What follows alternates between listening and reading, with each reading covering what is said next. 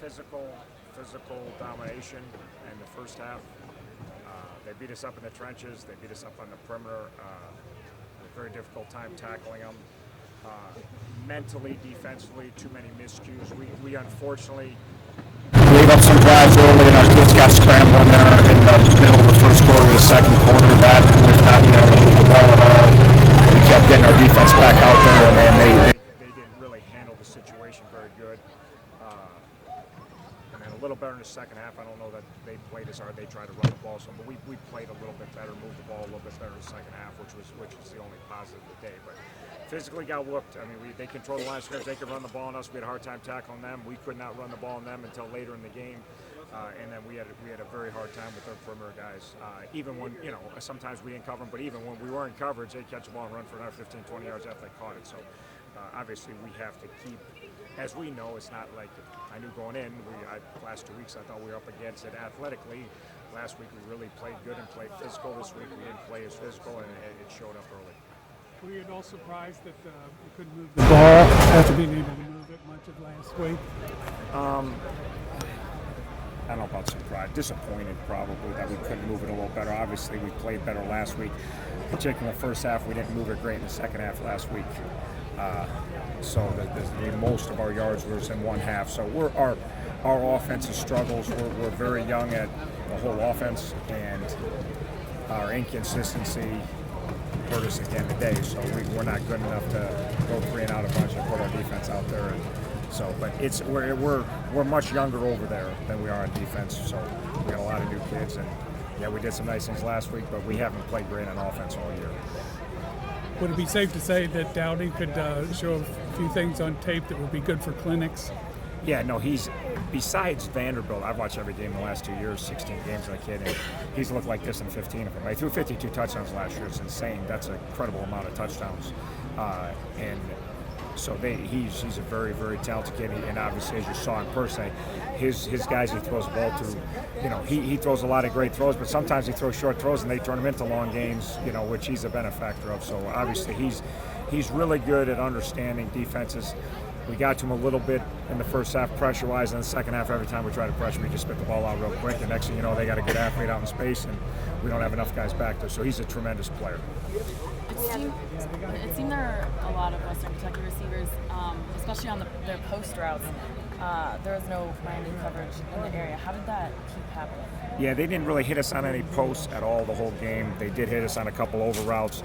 A couple times we were pressuring and didn't get home, and we didn't have a lot of guys back there. We obviously got into taking some risks after it was 28 love. You're trying to force the issue a little bit. So the first few drives kind of went according to plan for them and for us. We did what we wanted to do. They kind of dinked it around, but we didn't get off the field, and then they hit us on a flea flicker, and our safety's eyes got caught in the backfield and ran right by us. But we limited the big plays in the second half, not second half, but second quarter, third quarter, we pressured more, and if you don't get home on pressure, they're going to make some plays. So. Do we have an update on Leonard Ross? I don't think it's made. He's got an ankle. We'll see tomorrow, but they don't think it's very serious right now. They think it's a minor ankle sprain, but tomorrow we'll know more when he sit out at night, how much swelling, how much pain. They think he's going to be fine. I guess Billy's lack of game experience showed a little bit with the 3 picks. Yeah, and the one was bad, and then the other 2 is scramble trying to force the ball, which I don't care if you're young or old, you can't scramble and try to force the ball. The one, he threw it to his read. His read, he thought was going to be inside, and his read ran from inside outside. That first one, the second half, and he didn't. He assumed that based on the coverage, the guy wouldn't be there, but the guy was working off his eye, so he should have thrown the inside vertically. Tried to throw the choice route outside and got picked off. And then the other ones are scrambles, and he's trying to make plays, and he's got to understand difference between high school and college and how athletic that guy. You got to be able to set your feet and let it rip, and not throw the ball across your body like you did a couple times. You've got conference play coming up. How concerned are you about pass defense? I'm concerned about the whole team. Again, do we need to get better pass defense? We do. But we got to get better run defense. We got to get better run off. We're still in the infancies of doing this thing. So I'm concerned about everything after today's game. We didn't do anything very well today. So you're going to look at every aspect of the game. Besides our punter, I thought our punter punted good, but besides that, I didn't see a whole lot of bright spots out there. So you got to reevaluate everything. And these are the tough ones because you really start to question everything. You know, I mean, you question the thoughts that run through your head when you're down 35-0 in the second quarter. I mean, you're a human being. It doesn't matter how experienced you are. And then for the kids, the thoughts that run through their head, it can be demoralizing. And when it happens, then you start to question things, and then you start to. So to me, it's having the ability and having the toughness to stay the course and do the things you believe in and keep going. We did a good job after Wisconsin when everybody thought the world was coming to end, and we battled back and we played really good football, but we got off to a good start in that game. We got our heads up, and we're still, obviously today we weren't a very tough team. When we got down today, it got ugly there for a while in the second quarter.